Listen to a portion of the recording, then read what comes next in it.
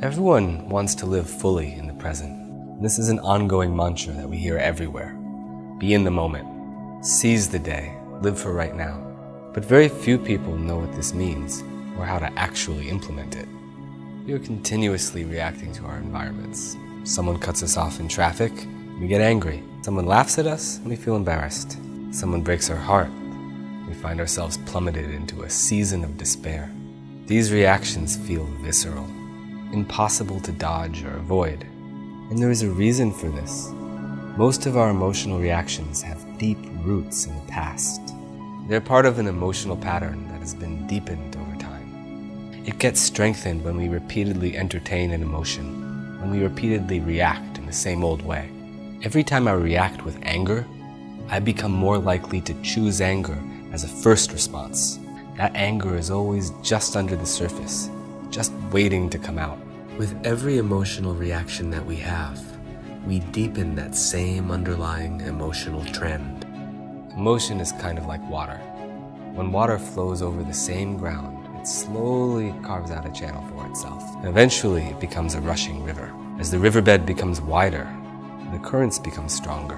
When we react with anger or pain or shame over and over again, the more anger or pain or shame we draw into our lives, the currents become stronger.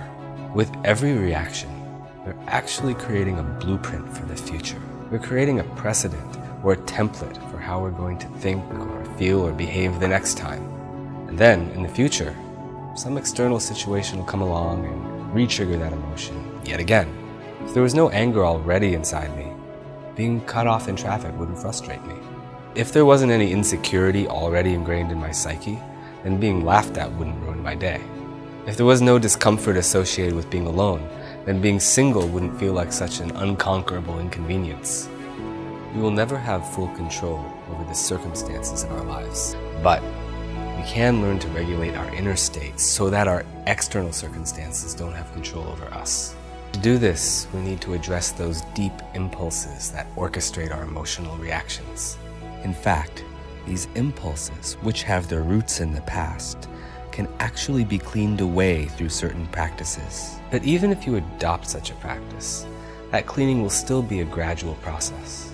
In the meantime, we can also learn to become non-reactive to those deep impulses. By tuning into the heart and remaining connected inside, we become capable of choosing a different response, of choosing joy or even gratitude. And the more we learn to live from the heart, the more we realize that we do in fact have a choice. We can choose to react according to the same old patterns, or we can choose to respond with the heart instead and become free from those burdens of the past. With every reflexive reaction that we have, we give up our free will a little bit and allow ourselves to be controlled by our tendencies instead. With every heartful response, we become free.